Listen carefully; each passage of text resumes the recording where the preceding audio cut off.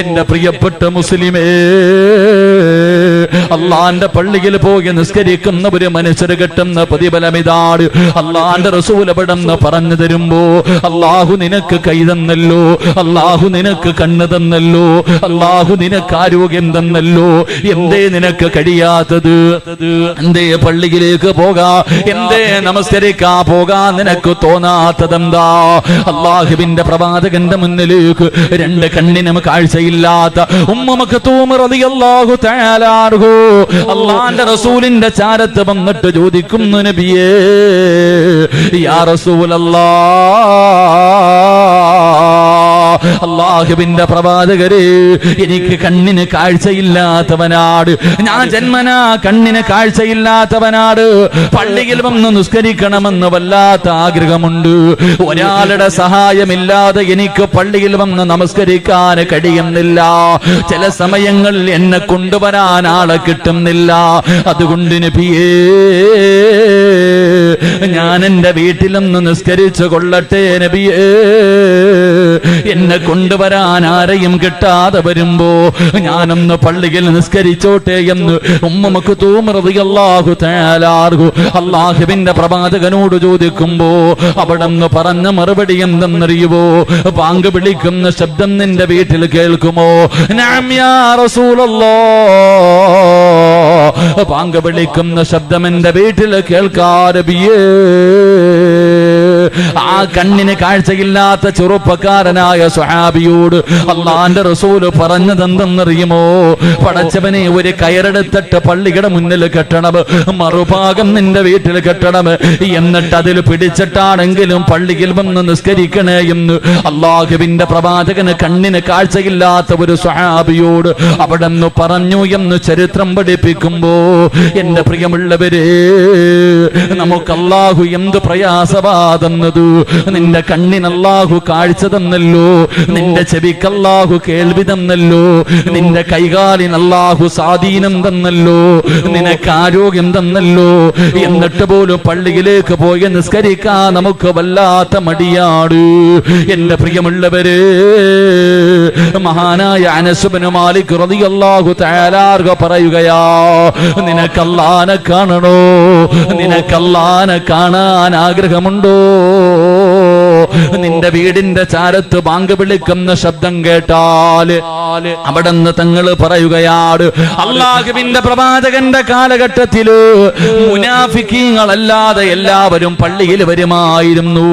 നടക്കാൻ സുഖമില്ലാത്തവർ, രോഗികള് രണ്ടുപേരുടെ ചുമലിൽ കൈവച്ചിട്ടാണെങ്കിലും പള്ളിയിൽ വന്ന് നിസ്കരിക്കുമായിരുന്നു എന്ന് പറയുമ്പോ, അല്ലാഹനെ കാണണ്ടേ, പടച്ചറപ്പിന്റെ കാണാൻ നിനക്ക് ആഗ്രഹമുണ്ടെങ്കിൽ 5 നേരം നിസ്കരിക്കണേ എന്നവിടെ നിന്ന് പറഞ്ഞു തരുമ്പോ, അല്ലാഹുവിന്റെ പള്ളികളിൽ ദുആ ചെയ്യുന്നത് കേട്ടവരാണല്ലോ. അല്ലാഹുമ്മ ബാരിക് ലനാ ഫീ റജബിൻ വ ശഅബാൻ വബല്ലിഗ്നാ ശുഹ്റു റമളാൻ. പടച്ചവനെ അല്ലാഹുവേ, റമളാൻ മാസത്തിന് സ്വാഗതം അരുളിയിട്ട് പടച്ചുറപ്പിനോട് ദുആ ചെയ്തുകൊണ്ടിരുന്നു. റജബ് മാസം നമ്മളോട് വിട പറഞ്ഞു, ശഅബാനിലൂടെ ഞാനും നിങ്ങളും കടന്നു പോകുമ്പോ, അല്ലാഹുവേ, ഈ പരിശുദ്ധമായ മാസങ്ങൾ കടന്നു വന്നിട്ട് പോലും ഈ ചെറുപ്പക്കാരാ, നിനക്കെന്തേ തോന്നാത്തത്? നിനക്കൊന്ന് നിസ്കരിക്കാ തോന്നാത്തതെന്താ? പടച്ചവനെ, ചിലര് പള്ളിയിൽ പോകുന്നവരുണ്ട്, അവരല്ലാഹുവേ പടച്ചവനെ ആകെ ആഴ്ചയിൽ ഒരിക്കലാണ് പോകുന്നത്. വെള്ളിയാഴ്ച ദിവസം ഇമാമ ഖുത്ബയിൽ നിന്ന് രണ്ടാമത്തെ ഖുത്ബ കഴിഞ്ഞു ഇറങ്ങുന്ന സമയത്താണ് ചാടിക്കീറുന്നത്. അല്ലാ, ഒന്ന് തീർന്നിരുന്നെങ്കിൽ ഓടാമായിരുന്നു റബ്ബേ. വെള്ളത്തിൽ കിടന്ന ഒരു മത്സ്യത്തിനെടുത്ത് കരയിലിട്ടതുപോലെ, അത് വെള്ളത്തിലേക്ക് പോകാൻ പിടയുന്നത് പോലെ, പള്ളിക്കകത്ത് കയറിയാ എങ്ങനെയെങ്കിലും ഒന്ന് തീർന്നാ മതി, ഓടിയാ മതിയല്ലോ. ചിലർക്ക് നമസ്കാരം കളിയാണ്, ചിലർക്ക് നമസ്കാരം തമാശയാണ്. പടച്ചവനെ, അതിലൂടെ നരകത്തിൽ പോകുന്ന ഒരു വിഭാഗമുണ്ട്. നമസ്കരിച്ചിട്ട് നരകത്തിലേക്ക് പോകുന്ന ഒരു വിഭാഗമുണ്ട്. അല്ലാഹുവിന്റെ പ്രവാചകൻ സല്ലല്ലാഹു അലൈഹി വസല്ലമ തങ്ങൾ ഒരിക്കൽ നോക്കുമ്പോ ഒരു സഹാബി നമസ്കരിച്ചു കൊണ്ടിരിക്കുകയാ. അതാ നമസ്കാരത്തിന്റെ ഇടയിൽ തന്റെ താടി നേരെയാക്കുകയാണ്. നമസ്കരിച്ചു കൊണ്ടിരിക്കുമ്പോ തന്റെ താടി ഇങ്ങനെ നേരെയാക്കുന്ന ഒരു സ്വഹാബിയെ കണ്ടു. അള്ളാഹുവിന്റെ പ്രവാചകൻ നമസ്കാരം കഴിഞ്ഞപ്പോ അടുത്ത് വിളിച്ചിട്ട് ചോദിക്കുന്നു, മനുഷ്യ, നിനക്ക് അല്ലാഹുവിനെ പേടിയില്ലേ? നിനക്ക് പടച്ചറപ്പിനെ പേടിയില്ലാതെ പോയല്ലോ, അതുകൊണ്ടാണ് നീ നമസ്കാരത്തിൽ ഇങ്ങനെ താടി നേരെയാക്കുന്നത്. അള്ളാന്റെ റസൂല് പറഞ്ഞ മറുപടി എന്തെന്നറിയുവോ? നീ മരിച്ചു പോയാൽ എന്റെ ഉമ്മത്തായിട്ടാ മരിച്ചു പോയതെന്ന് നീ കരുതല്ലേ. നമസ്കരിച്ചു കൊണ്ടിരുന്നപ്പോ തന്റെ താടിയൊന്ന് നേരെയാക്കിയ സ്വഹാബിയോട് അള്ളാന്റെ റസൂൽ അവിടെ നിന്ന് പറയുമ്പോ മഹാനായ ഹുദൈഫ റളിയല്ലാഹു തആല അൻഹു പടച്ചവനെ പെട്ടെന്ന് നമസ്കരിക്കുന്ന ഒരു ചെറുപ്പക്കാരനെ കണ്ടപ്പോ സുജൂദും റുകൂഉം നേരെയല്ലാതെ ധൃതിയിൽ നമസ്കരിക്കുന്ന ഒരു ചെറുപ്പക്കാരന് ഒരാളെ കാണുകയാണ്. മഹാനായ ഹുദൈഫ റളിയല്ലാഹു തആല അൻഹു അവിടുന്ന് ചോദിച്ചു, നിസ്കരിക്കാൻ തുടങ്ങിയിട്ട് എത്ര കൊല്ലമായി? 40 കൊല്ലമായി തങ്ങള്. ഹുദൈഫ റളിയല്ലാഹു തആല അൻഹു പറഞ്ഞതെന്തെന്നറിയുവോ? 40 കൊല്ലത്തെ നിസ്കാരം വെറുതെയായി പോയി, 40 കൊല്ലത്തെ നിസ്കാരം കളിയായി പോയി. മരിച്ചു പോയാ അല്ലാഹുവിന്റെ പ്രവാചകന്റെ ഉമ്മത്തായിട്ടാണ് മരിച്ചതെന്ന് നീ കരുതല്ലേ. പടച്ചവരെ അല്ലാഹുവേ അവിടെന്ന് പറയുമ്പോ എന്റെ പ്രിയമുള്ള ചെറുപ്പക്കാരാ, മോനെ നമസ്കരിക്കുമ്പോഴല്ലേടാ നീ നിന്റെ മുടി നേരെയാക്കുന്നത്, പടച്ചവനെ കൈമടക്കുന്നത്, അല്ലാഹുവേ ശരീരം ചൊറിയുന്നത്, അല്ലാഹുവേ പരസ്പരം അങ്ങോട്ടും ഇങ്ങോട്ടും കൈകാലുകൾ ഇടിച്ച് കളിക്കുന്നത്, ഫോൺ വരുന്നത് പോലും എടുക്കുന്നത് ആ സമയത്താണ്. എന്റെ പ്രിയമുള്ള സഹോദരങ്ങളെ, കളിയാട്. നമസ്കരിക്കുമ്പോ പടച്ചറപ്പിന്റെ മുന്നിലാണ് നിൽക്കുന്നതെന്നുള്ള ചിന്ത നമുക്കില്ലല്ലോ. ഒരു കൊതുക് കടിച്ചാ മതിയല്ലോ, ഒരു ഉറുമ്പ് കടിച്ചാ മതിയല്ലോ. എന്റെ പ്രിയമുള്ളവരെ, നമ്മുടെ നമസ്കാരത്തിന്റെ ശ്രദ്ധ മാറുകയാ. എങ്കിലെന്റെ പ്രിയപ്പെട്ട ചെറുപ്പക്കാരാ, നമസ്കാരം എന്ന് പറഞ്ഞാൽ എങ്ങനെയെന്നറിയുവോ പൊന്നുമോര്? കൈകെട്ടിക്കഴിഞ്ഞാ അല്ലാഹുവേ ഒരു മനുഷ്യന്റെ അവസ്ഥ എങ്ങനെയെന്നറിയുവോ? മഹാനായ ഉർവത്ത് ബിൻ സുബൈർ റളിയല്ലാഹു തആല അൻഹു എങ്ങനെയാണ് നമസ്കരിക്കേണ്ടതെന്നറിയുമോ? എങ്ങനെയാണ് നമസ്കരിക്കേണ്ടതെന്നറിയുമോ? മഹാനായ ഉർവത്ത് ബിൻ സുബൈർ റളിയല്ലാഹു തആല അൻഹു തന്റെ കാലിങ്ങനെ പഴുക്കുകയാ, തന്റെ കാലിങ്ങനെ പഴുക്കുകയാണ്. വൈദ്യന്മാരെ കാണിച്ചപ്പോ അവര് പറഞ്ഞു, ഉർവത്തങ്ങള് ഈ കാല് മുറിച്ചു മാറ്റിയില്ലെങ്കിൽ പഴുപ്പ് മുകളിലേക്ക് കയറാൻ സാധ്യതയുണ്ട്, അതുകൊണ്ട് കാല് മുറിച്ചു മാറ്റണം. ഉർവത്ത് ബിൻ സുബൈർ റളിയല്ലാഹു പറഞ്ഞു, കുഴപ്പമില്ല. എന്റെ പ്രിയമുള്ളവരെ, പിന്നെയും ഇങ്ങനെ നടക്കുകയാണ്. കാലിന്റെ പഴുപ്പ് മുട്ടുവരെയെത്തി. ഉർവത്ത് ബിൻ സുബൈർ റളിയല്ലാഹു തആല അൻഹു രണ്ടാമതും വൈദ്യന്മാരുടെ മുന്നിലെത്തി. അവര് പറഞ്ഞു, തങ്ങള് മുട്ട് വെച്ച് കാല് മുറിച്ചു മാറ്റണം, മുട്ടിന്റെ ഭാഗം വെച്ച് കാല് മുറിച്ചു മാറ്റണം, ഇല്ലെങ്കിൽ പഴുപ്പ് മുകളിലേക്ക് കയറും, വല്ലാത്ത പ്രയാസമാകുമെന്ന് പറയുമ്പോ അവര് പറഞ്ഞു, കാല് മുറിച്ചു മാറ്റലല്ലാതെ മറ്റൊരു പോൺ വഴിയില്ല. അവസാനം ഉർവതങ്ങൾ സമ്മതിക്കുകയാണ്. ഉർവത്ത് ബിൻ സുബൈർ റളിയല്ലാഹു തആല അൻഹുവിന്റെ കാല് മുറിക്കുന്നതിന് വേണ്ടി അതാ വൈദ്യന്മാര് കടന്നു വരികയാണ്. ഒരു പാത്രത്തിൽ ലഹരി കൊണ്ടുവരികയാ, ഒരു പാത്രത്തിൽ കള്ള് കൊണ്ടുവരികയാണ്. ഉർവത്ത് ബിൻ സുബൈർ റളിയല്ലാഹു തആല അൻഹുവിനോട് പറഞ്ഞു, ഇത് കുടിക്കാ. കാരണം എന്തെന്നറിയുവോ? എന്തിനാണിത് കുടിക്കുന്നതെന്ന് ചോദിക്കുമ്പോ അവര് പറയുന്ന, ഉർവതങ്ങള് ഇത് കുടിച്ചാൽ വേദന അറിയില്ലല്ലോ. അല്ലാഹുവേ, ഇത് മുറിക്കുന്ന സമയത്ത്, അങ്ങയുടെ കാല് മുറിക്കുന്ന സമയത്ത് വേദന അറിയാതിരിക്കാനാണ് ഈ ലഹരിയെന്ന് കുടിക്കാൻ പറയുമ്പോ ഉർവതങ്ങൾ പറഞ്ഞു, മരിച്ചാലും ഞാൻ കള്ളു കുടിക്കൂല, മരിച്ചാലും ഞാൻ കള്ളു കുടിക്കൂല. നിങ്ങൾക്ക് എന്റെ കാലല്ലേ മുറിക്കേണ്ടത്, അതിന് കള്ളു കുടിക്കേണ്ട ആവശ്യമില്ല. ലഹരി തിന്നണ്ട്, ലഹരി കുടിക്കേണ്ട ആവശ്യം ആവശ്യമില്ല. ഉർവത്ത് ബിൻ സുബൈർ റളിയല്ലാഹു തആല അൻഹു അവിടുന്ന് പറഞ്ഞു, ഞാൻ 2 റക്അത്ത് നിസ്കരിക്കാം, നമസ്കാരത്തിലേക്ക് കൈകെട്ടി കഴിഞ്ഞോ, കഴിയുമെങ്കിലും നിങ്ങൾ എന്റെ കാല് മുറിച്ചു മാറ്റിക്കോ.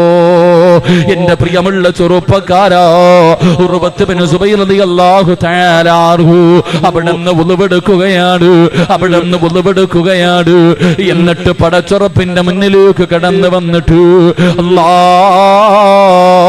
വജ്ഹതു വജ്ഹിയ ലില്ലദീ ഫതറ സമാവാതി വൽ അർദ്, അല്ലാഹുവോട് പറയുന്നു, റബ്ബേ എന്റെ ജീവിതം നിനക്കുള്ളതാണല്ലാഹ് എന്ന് പറഞ്ഞിട്ട് അവിടുന്ന് കൈകെട്ടുകയാണ്. അല്ലാഹ് എന്നിട്ട് അവിടുന്ന് ഫാത്തിഹ ഓതുകയാണ്. അതാ ഫാത്തിഹ കഴിഞ്ഞു, സൂറത്ത് ഓതാ തുടങ്ങുമ്പോ വൈദ്യന്മാര് കടന്നു വന്നിട്ട് ഉർവ തങ്ങളുടെ കാല് മുറിക്കുകയാ.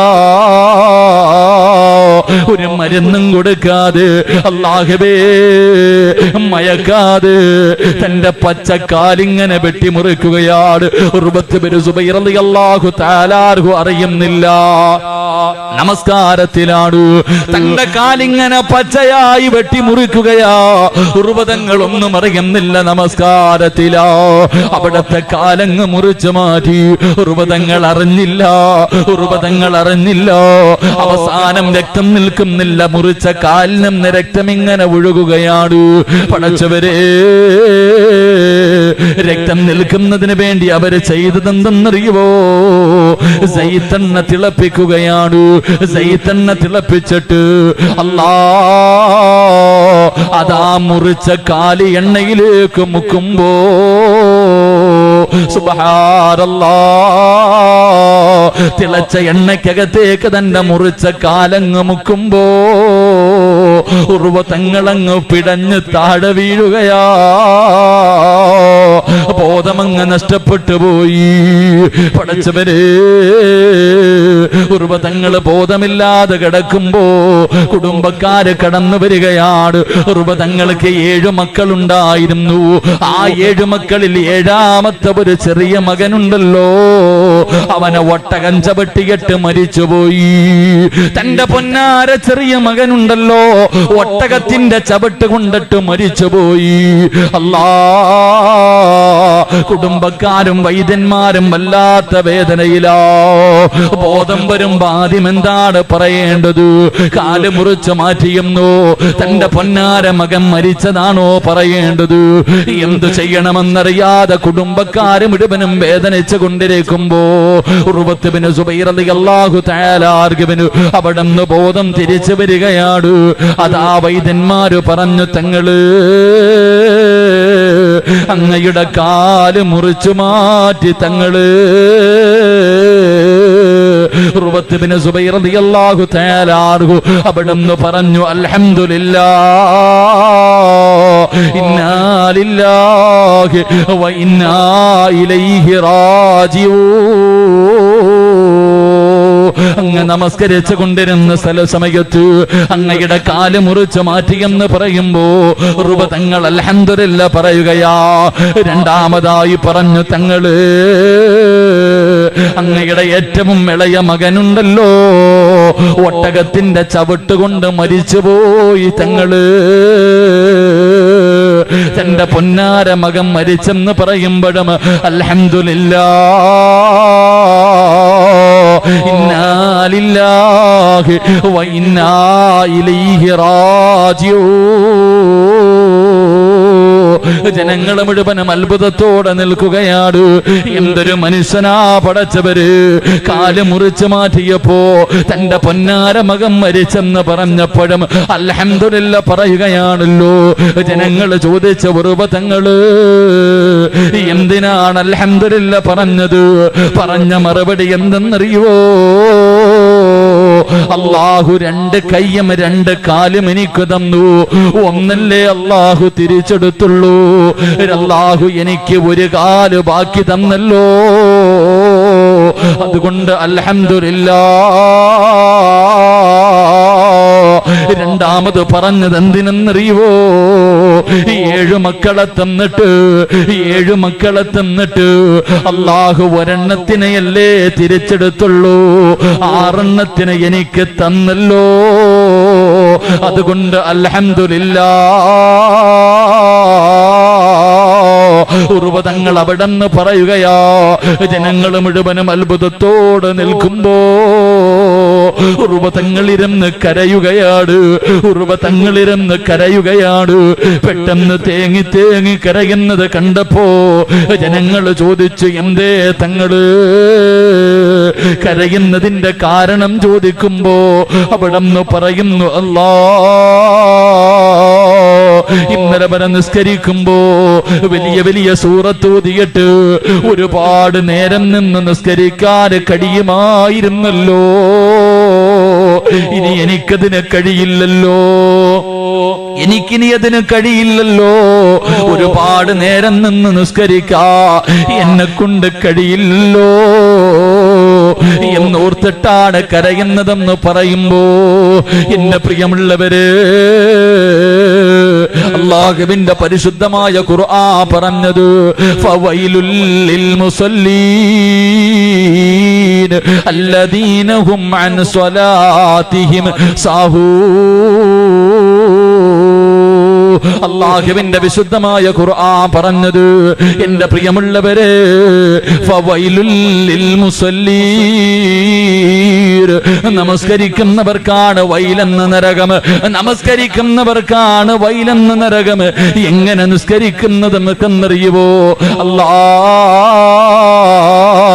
കളിയും തമാശയുമായ ഭയഭക്തിയില്ലാതെ തോന്നിയതുപോലെ കാക്ക കൊത്തുന്നത് പോലെ കടന്ന് കോപ്രായം കാണിക്കുന്ന ചെറുപ്പക്കാരാ, പൊന്നുമോനെ, നിനക്ക് വൈലെന്ന് പറയുന്ന നരകമുണ്ടെന്ന് അല്ലാഹുവിന്റെ വിശുദ്ധമായ ഖുർആൻ പറയുമ്പോ, എന്റെ പ്രിയമുള്ളവര്, മഹാനായ നബി മുഹമ്മദ് മുസ്തഫ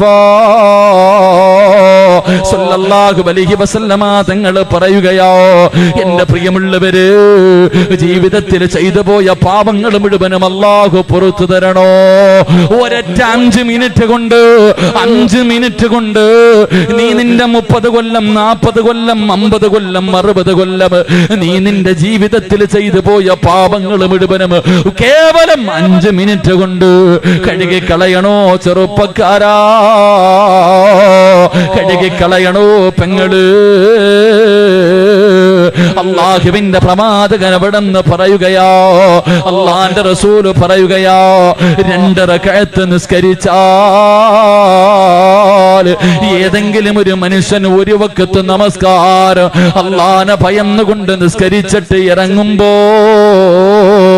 അവന്റെ പാപങ്ങൾ മുഴുവനും പുറത്ത് അവന്റെ ഉമ്മ പ്രസവിച്ചതുപോലെ ഒരു പാപവും ചെയ്യാത്തവനെ പോലെ പള്ളിയുടെ പായിൽ നിന്ന് ഇറങ്ങുമെന്ന് നബി മുഹമ്മദ് മുസ്തഫ സല്ലല്ലാഹു അലൈഹി വസല്ലം. അല്ലാഹുവിന്റെ റസൂല് പറയാ, നമസ്കരിക്കേണ്ട രീതിയിൽ ഒരു മനുഷ്യൻ 2 റക്അത്ത് നിസ്കരിച്ചാൽ മതി, കൂടുതലൊന്നും വേണ്ട. ഒരു വഖത്ത് നിസ്കാരം ആരെങ്കിലും ഭയഭക്തിയോടുകൂടി നിസ്കരിച്ചിട്ട് പിരിയുമ്പോ അവന്റെ ജീവിതത്തിൽ ചെയ്തു പോയ എല്ലാ പാപങ്ങളും അള്ളാഹു പുറത്തു കൊടുക്കുമെന്ന് നബി മുഹമ്മദ് മുസ്തഫ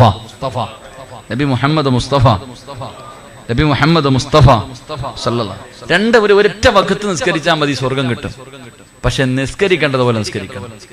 എന്റെ പ്രിയപ്പെട്ടവരെ, ഒരുപാട് നിസ്കരിക്കണ്ട, ഒരു വഖത്ത് നിസ്കരിച്ചാൽ മതി. നിസ്കരിക്കേണ്ട രീതിയിലാണ് നിസ്കരിക്കുന്നതെങ്കിൽ നിന്റെ ജീവിതത്തിൽ ചെയ്ത പാപം മുഴുവനും പുറത്ത് നീ പള്ളിയിൽ നിന്ന് ഇറങ്ങുമ്പോ ഒരു പാപവും ചെയ്യാത്തവനെ പോലെ ഇറങ്ങിപ്പോകുമെന്ന് നബി മുഹമ്മദ് മുസ്തഫ സല്ലല്ലാഹു അലൈഹി വസല്ലം. അല്ലാഹു അങ്ങനെ നിസ്കരിക്കാൻ ഭാഗ്യം തരുമാറാകട്ടെ. നമ്മുടെ ഇന്നത്തെ നിസ്കാരം കൊണ്ട് നമുക്ക് സ്വർഗമൊന്നും കിട്ടൂല, നമുക്ക് നരകത്തിൽ സീറ്റ് ഉറപ്പിക്കാം. അങ്ങനെ നമ്മുടെ നിസ്കാരം അള്ളാഹു നമുക്ക് ഭാഗ്യം നൽകി അനുഗ്രഹിക്കുമാറാകട്ടെ. എന്റെ പ്രിയപ്പെട്ടവരെ, അങ്ങനെ നിസ്കരിക്കണമെങ്കിൽ എങ്ങനെ നിസ്കരിക്കണം? ഒരൊറ്റ വഖത്ത് നിസ്കരിക്കുമ്പോ തന്നെ അവന് സ്വർഗത്തിൽ സീറ്റ് ഉറപ്പിക്കണമെങ്കിൽ ചുമ്മാ നിസ്കരിച്ചാ പോരാ. നിസ്കരിക്കുന്നതിന് ചില രീതികളുണ്ട്. അള്ളാഹു പഠിക്കാൻ ഭാഗ്യം തരുമാറാകട്ടെ. ഇതിപ്പോ ബോറടിച്ചു തുടങ്ങിയ 11 മണിയാകാറായി, ചുമ്മാതല്ല, 1 മണിക്കൂറായി. അപ്പൊ അതിന്റെ ചില പ്രയാസങ്ങളൊക്കെ മുഖത്ത് കാണുന്നു. ഇൻഷാ അല്ലാഹ്. അല്ലാഹു ഈമാൻ തരുമാറാകട്ടെ. നിസ്കരിക്കാൻ പഠിച്ചിട്ട് പോകാം, അത്രേ ഉള്ളൂ. എങ്ങനെയാ നിസ്കരിക്കേണ്ടതെങ്കിലും പഠിച്ചിട്ട് പോകാം. ഇത്ര നേരം ഇരുന്നില്ലേ, കുറച്ചേരം കൂടി ഇരിക്കൂലേ, കുറച്ചേരം കൂടി ഇരിക്കൂലേ, ഒന്ന് എഴുന്നേറ്റ്. നല്ല രസമുണ്ടല്ലേ ചാരി ഇരിക്കുക. എഴുന്നേറ്റ്. നിങ്ങളിരുന്നോപ്പാ. നിങ്ങളല്ലപ്പാ, നിങ്ങളല്ല ചങ്ങാതി കുഞ്ഞും മടി കിടക്കുന്നത് കൊണ്ട് ആ ചങ്ങാതി ഇരിക്കാൻ പറഞ്ഞു. അള്ളാഹു ഈമാൻ നൽകുമാറാകട്ടെ, അള്ളാഹു ഈമാൻ നൽകുമാറാകട്ടെ. എങ്ങനെ നിസ്കരിക്കണമെന്ന് അറിയാം, ഞാൻ പറഞ്ഞുതരാം ഇൻഷാ അല്ലാഹ്. ഇരിക്കും. എങ്ങനെ നിസ്കരിക്കണം? എന്റെ പ്രിയമുള്ള സഹോദരങ്ങളെ, മഹാനായ അലി ഇബ്നു ഹസൻ റളിയല്ലാഹു തആല അൻഹു അവിടെന്ന് പറഞ്ഞു തരുന്നു എങ്ങനെയാണ് സ്വർഗത്തിലേക്ക് പോകാറ്. ഒരൊറ്റ ബക്കത്ത് കൊണ്ട് സ്വർഗത്തിൽ പോകാനുള്ള വഴി എന്തെന്നറിയുമോ? മഹാനായ അലി ഇബ്നു ഹസൻ റളിയല്ലാഹു തആല അൻഹു വുളുവെടുക്കുന്ന സമയത്ത് അല്ലാഹുവേ കരഞ്ഞ് കരഞ്ഞ് കരഞ്ഞ് തന്റെ നിറമങ്ങ് മാറുമായിരുന്നു. വുളുവെടുക്കുന്ന സമയത്ത് എന്റെ പ്രിയപ്പെട്ട ചെറുപ്പക്കാരാ, എന്റെ പ്രിയപ്പെട്ട പെങ്ങള്, ഉസ്താദേ 30 കൊല്ലം കൊണ്ട് നിസ്കരിക്കുന്നുണ്ട്, 40ആയി 50ആയി 60ആയി പറഞ്ഞിട്ട് കാര്യമില്ല. എന്റെ പ്രിയമുള്ളവരെ, മഹാനായ അലി ഇബ്നു ഹസൻ റളിയല്ലാഹു തആല അൻഹു അവിടുന്ന് വുളുവെടുക്കുന്ന സമയത്ത് തന്റെ നിറമങ്ങ് മാറുകയാ. കരഞ്ഞ് കരഞ്ഞ് കരഞ്ഞ് തന്റെ നിറമങ്ങ് മാറുകയാണ്. ജനങ്ങൾ ചോദിച്ചു, തങ്ങള് എന്താണങ്ങ് കരയുന്നത്? അങ്ങയുടെ നിറം മാറുന്നതിന്റെ കാരണം ചോദിക്കുമ്പോ അലി ഇബ്നു ഹസൻ റളിയല്ലാഹു തആല അൻഹു അവിടെന്ന് പറയുകയാ, ഞാൻ ഉളുവെടുക്കുന്നത് എന്തിനു വേണ്ടി എന്നറിയുവോ? ഞാൻ ഉളുവെടുക്കുന്നത് എന്തിനു വേണ്ടിയാണെന്നറിയുവോ? അല്ലാഹനെ കാണാനാ. ഞാൻ ഉളുവെടുക്കുന്നത് പടച്ചറപ്പിനെ കാണാൻ പോവുകയാ. എന്നെ പടച്ചറപ്പുണ്ടല്ലോ, എനിക്കെല്ലാ വാരിക്കോരി തന്ന ഈ പ്രപഞ്ചം മുഴുവനും അടക്കി ഭരിക്കുന്ന രാജാതിരാജനായ മലിക്കുൽ ജബ്ബാറായ അല്ലാഹുവിനെ കാണാനാണ് ഞാൻ ഉളുവെടുക്കുന്നത്. എങ്ങനെ കരയാതിരിക്കും? എങ്ങനെ ഞാൻ കരയാതിരിക്കും? എങ്ങനെ ഞാൻ പേടിക്കാതിരിക്കും? എങ്ങനെ എന്റെ നിറം മാറാതിരിക്കും? എന്റെ പ്രിയമുള്ളവരെ, ഇന്ന് വരെ എനിക്കും നിങ്ങൾക്കും തോന്നിയിട്ടുണ്ടോ? 40ഉം 50ഉം കൊല്ലമായ വാപ്പോ, നീ നിന്റെ ഓർമ്മ വെച്ച കാലം മുതൽ ഉളുവെടുക്കുന്നുണ്ടല്ലോ. ജീവിതത്തിൽ ഒരിക്കലെങ്കിലും ഉളുവെടുക്കുമ്പോ നിന്റെ മനസ്സിൽ തോന്നിയിട്ടുണ്ടോ, ഞാൻ ഉളുവെടുക്കുന്നത് അല്ലാഹനെ കാണാനാ, ഞാൻ അല്ലാഹനെ കാണാനാണ് ഉളുവെടുക്കുന്നത്. ആ ഉളുവെടുക്കുന്ന സമയത്ത് നേരെ ചൊവ്വേ നിനക്കൊന്ന് ഉളുവെടുക്കാൻ കഴിഞ്ഞിട്ടുണ്ടോ? അതുകൊണ്ട് ചെറുപ്പക്കാരാ, ഉളുവെടുക്കുന്ന സമയത്ത് കരയണേ മോരെ. കരഞ്ഞുകൊണ്ട് വേണം നീ ഉളുവെടുക്കാ. കാരണം നീ അല്ലാഹനെ കാണാനാണ് ഉളുവെടുക്കുന്നത്, അല്ലാഹന്റെ മുന്നിലേക്ക് പോകാനാണ് ഉളുവെടുക്കുന്നത്. അലി ഇബ്നു ഹസൻ റളിയല്ലാഹു തആല അൻഹു പറയുകയാ, അങ്ങനെ കരഞ്ഞുകൊണ്ട് പേടിച്ച് വിറച്ചുകൊണ്ട് ഉളുവെടുത്തു. എന്നിട്ട് നിസ്കരിക്കുന്നതിന് വേണ്ടി പള്ളിക്കകത്തേക്ക് കടക്കുകയാ. അല്ലാഹന്റെ ഭവനത്തിന്റെ അകത്ത് കയറി പടച്ചവനെ മുഅദ്ദിന് ഇഖാമത്ത് കൊടുക്കുന്നത് വരെ നീ ഇരിക്കണമല്ലോ. എങ്ങനെ ഇരിക്കണമെന്നറിയുവോ? പള്ളിക്കകത്തിരിക്കേണ്ടത് എങ്ങനെയെന്നറിയുവോ? നമുക്കതറിയില്ലല്ലോ. നമുക്ക് പള്ളികളുടെ വിലയറിയില്ലല്ലോ. അല്ലാ, പള്ളിക്കകത്തിരുന്ന് രാഷ്ട്രീയം പറയുന്നവരുണ്ട്, തമാശ പറയുന്നവരുണ്ട്, പച്ചയിറച്ചി തിന്നുന്നവരുണ്ട്, ഇമാമിന്റെ കുറ്റം പറയുന്നവരുണ്ട്, നാട്ടുകാരുടെ പോരായ്മകൾ പറയുന്നവരുണ്ട്. എങ്കിലെന്റെ പ്രിയമുള്ളവര്, അല്ലാഹുവിന്റെ പ്രവാചകൻ അവിടെന്ന് പറഞ്ഞു, 6 സ്ഥലങ്ങളിൽ സംസാരിക്കല്ലേ. 6 സമയങ്ങളിൽ 6 സ്ഥലങ്ങളിൽ അല്ലാഹുവേ അവിടെന്ന് പറയുകയാണ്, 6 സമയങ്ങളിൽ നീ ദുനിയാവിന്റെ കാര്യം പറയാ പാടില്ല. പറഞ്ഞാ 30 കൊല്ലത്തെ അമല് നഷ്ടപ്പെട്ടു പോയി വാപ്പാ. 30 കൊല്ലം നിസ്കരിച്ചത്, ഖുർആൻ ഓതിയത്, സദഖ കൊടുത്തത്, സ്വലാത്ത് പറഞ്ഞത്, സൽക്കർമ്മങ്ങൾ ചെയ്തത്, 30 കൊല്ലം നീ കഷ്ടപ്പെട്ടത് മുഴുവനും വെറുതെയായി പോവുകയാണ്. അല്ലാഹുവിന്റെ പ്രവാചകർ അവിടെന്ന് പറയുന്ന ഒരു സ്ഥലമേതെന്നറിയുവോ? അള്ളാന്റെ പള്ളിക്കകത്തിരുന്ന് സംസാരിക്കല്ലേ. നിനക്ക് നിന്റെ കൂട്ടുകാരനോട് വിശേഷം തിരക്കാനുള്ള സ്ഥലമല്ല, കുടുംബക്കാരൻ ചോദിക്കാനുള്ള സ്ഥലമല്ല, രാഷ്ട്രീയം പറയാനുള്ള സ്ഥലമല്ല. അള്ളാന്റെ പള്ളിക്കകത്തിരുന്നിട്ട് ദുനിയാവിന്റെ കാര്യം ഒരു മനുഷ്യന് ഒറ്റ പ്രാവശ്യം സംസാരിച്ചോ അവന്റെ 30 കൊല്ലത്തെ അമല് നഷ്ടപ്പെടുമെന്ന് മഹാനായ സയ്യിദുനാ അലി ഇബ്നു അബീ ത്വാലിബ് റളിയല്ലാഹു തആല അൻഹു പറയുകയോ. അതുകൊണ്ട് ഒറ്റ വഖത്ത് കൊണ്ട് നിനക്ക് സ്വർഗ്ഗത്തിൽ പോകണമെങ്കിൽ 2 അള്ളാന്റെ പള്ളിക്കകത്ത് കയറിയിട്ട് ഇഖാമത്ത് കൊടുക്കുന്നത് വരെ ഇരിക്കുമല്ലോ. ആയിരിക്കുന്ന സമയത്ത് നിനക്ക് ചിന്ത വരേണ്ടത് എന്തെന്നറിയുവോ? 6 അടി മണ്ണാണ് വാപ്പാ, നിനക്ക് കബറാണ് ഓർമ്മ വരേണ്ടത്. ആ പള്ളിയുടെ പരിസരത്ത് കിടക്കുന്ന കബറാളികളുണ്ടല്ലോ, നിനക്കും എവിടെയോ ഒരു സ്ഥലമുണ്ട്. ആ പള്ളിക്കാട്ടിൽ എവിടെയോ നിനക്കൊരു സ്ഥലമുണ്ട്. അതുകൊണ്ട് അല്ലാഹുവേ, നിസ്കാരപ്പായിലിരിക്കുന്ന സമയത്ത് പെണ്ണ് നിനക്ക് ഓർമ്മ വരേണ്ടത് 6 അടി മണ്ണാ. അല്ലാഹുവിന്റെ റസൂല് പറയുന്നു, ഖബറിന്റെ ചിന്തയാ മരണത്തിന് ശേഷമുള്ള ജീവിതമാ. എന്റെ പ്രിയമുള്ളവരെ, മൂന്നാമതായി അല്ലാഹുവേ ഇഖാമത്ത് കൊടുത്തു. മരണചിന്തയോടുകൂടി ഇരിക്കുകയാണ്, ഇഖാമത്ത് കൊടുത്തു. നമസ്കരിക്കുന്നതിന് വേണ്ടി എഴുന്നേറ്റ് നിൽക്കുമ്പോ നീ ചിന്തിക്കേണ്ടത് എന്തെന്നറിയോ? അല്ലാ, ഇതെന്റെ അവസാന നിസ്കാരമാണ് റബ്ബേ, ഇതെന്റെ ജീവിതത്തിൽ അവസാനത്തെ നിസ്കാരമോ. ഇനി ഒരിക്കലും എനിക്കതിന് കഴിയില്ല. ഈ നമസ്കാരത്തിന്റെ സലാം വീട്ടിയാ ഞാൻ മരിക്കുകയാണ് റബ്ബേ.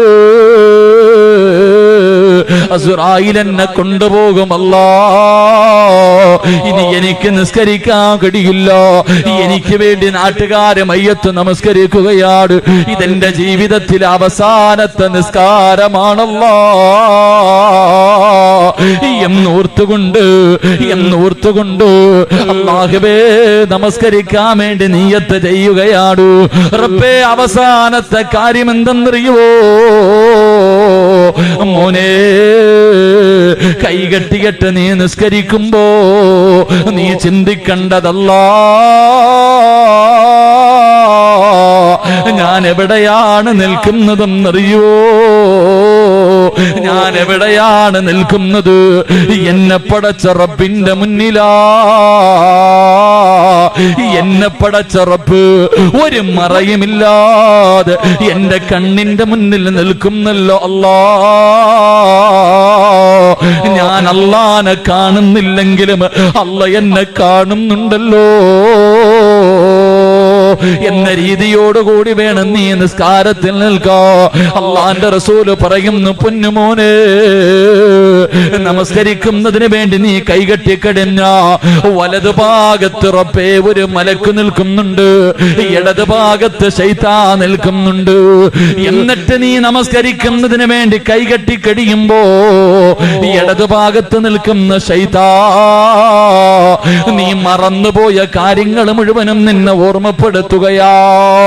നീ മറന്നുപോയ പല കാര്യങ്ങളും ശൈത്താൻ നിന്നെ ഇങ്ങനെ ഓർമ്മപ്പെടുത്തുകയാണ്. വലതുഭാഗത്ത് നിൽക്കുന്ന മലക്ക് നിന്നോട് പറയുന്നു, മോനെ,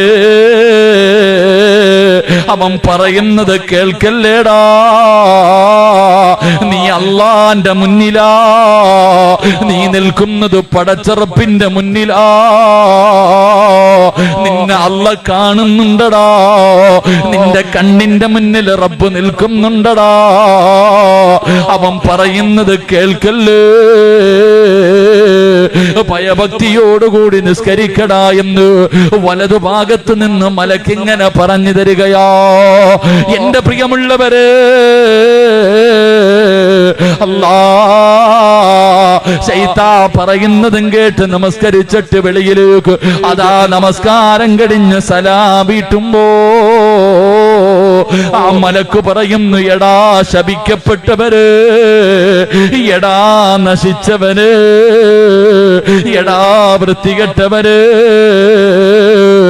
ഞാൻ പറഞ്ഞത് നീയൊന്ന് കേട്ടിരുന്നെങ്കില്, ഞാൻ പറഞ്ഞത് നീയൊന്ന് അനുസരിച്ചിരുന്നെങ്കില് നിനക്ക് അല്ലാഹു തരുന്ന പ്രതിഫലം എന്തെന്നറിയോ? നിന്റെ ജീവിതത്തിൽ ഇന്ന് വരെ ചെയ്ത പാപങ്ങൾ അല്ലാഹു പുറത്തു തരുമായിരുന്നു. എന്നെ നീ നിഷേധിച്ചല്ലോ, എന്നെ നീ കളിയാക്കിയല്ലോ, ഞാൻ പറഞ്ഞതനുസരിച്ചില്ലല്ലോ, ശൈത്താന്റെ ചതിയിൽ പെട്ടുപോയല്ലോ. നമസ്കാരം കഴിഞ്ഞ് പള്ളിയിൽ നിന്നിറങ്ങുമ്പോ ആ മലക്ക് നിന്നെ ശപിക്കുമെന്ന് നബി മുഹമ്മദ് മുസ്തഫ സല്ലല്ലാഹു അലൈഹി വസല്ലമ തങ്ങൾ പറയുകയാ. ആ മലക്ക് പറഞ്ഞതാണ് നീ കേട്ടതെങ്കിൽ മലക്ക് പറയുന്നു മർഹബാ, അല്ലാഹുവേ നിനക്ക് സ്വാഗതം അരുളുകയാണ്. എന്നിട്ട് പറയുന്നു നിനക്ക് സ്വർഗമുണ്ട് മോനെ, എടാ ഭാഗ്യവാന്, എടാ വിജയിച്ചവര്, നിനക്ക് സ്വർഗമുണ്ട്. നിന്റെ പാപങ്ങളൊക്കെ അല്ലാഹു പുറത്തു തന്നു. നിന്റെ കയ്യിൽ പിടിച്ച് മുസാഫഹത്ത് ചെയ്ത് നിന്നെ യാത്രയാക്കുമെന്ന് നബി മുഹമ്മദ് മുസ്തഫ സല്ലല്ലാഹു അലൈഹി വസല്ലം. ഇങ്ങനെ ഇറങ്ങണം പള്ളിയിൽ പോയാ.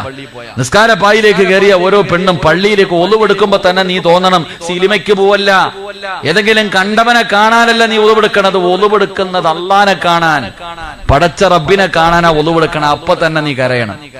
ജീവിതത്തിൽ ഒരിക്കലെങ്കിലും ഒളിവെടുക്കുമ്പോ നീ കരയണം. ഇതെവിടെ കരയാൻ സമയം? ഇക്കാമത്ത് കൊടുക്കുമ്പോ ഓടി ഇങ്ങോട്ട് വന്നിട്ട് കഴുകാൻ തന്നെ സമയമില്ല, ഹൗലിൽ കൊണ്ടുവന്ന് മുക്കിയിട്ട് ഓടുക. ആരോടാ പറയണേ? കണ്ടിട്ടില്ലേ? നിസ്കരിക്ക ഓടി ഇങ്ങോട്ട് വരും, 3 പ്രാവശ്യം ഹൗലിൽ നിന്ന് വെള്ളം കോരി കൈ കഴുകാൻ സമയമില്ല. ഇവിടെ വരെ അങ്ങ് മുക്ക്, ഒരു കുടുക്കത്തൊരു മുക്കും മുക്കിയിട്ട് കയറാ. തലയൊക്കെ തടകണണ്ടാ വിചാരിക്കും പടച്ചവനെ പെയിന്റ് അടിക്കണ പോലെ ഒന്ന് തൊട്ടിട്ട് കളിയാക്കിയിട്ട് ഓടാ. ഒളിവെടുക്കണ സമയത്ത് തന്നെ നിന്റെ കണ്ണ് നിറയണം. പള്ളിക്കകത്ത് കയറി ഇരുന്നിട്ട് പച്ചയിറച്ചി തിന്നാൻ, എടാ നിന്റെ ചങ്ങാതിയെ കാണുമ്പോ അളിയ സുഖമാണോ എന്ന് ചോദിച്ചാ 30 കൊല്ലം നീ കഷ്ടപ്പെട്ടത് പോയി. 30 കൊല്ലം പോയി നിസ്കരിച്ചതും ഖുർആൻ ഓതിയതൊക്കെ പോയി.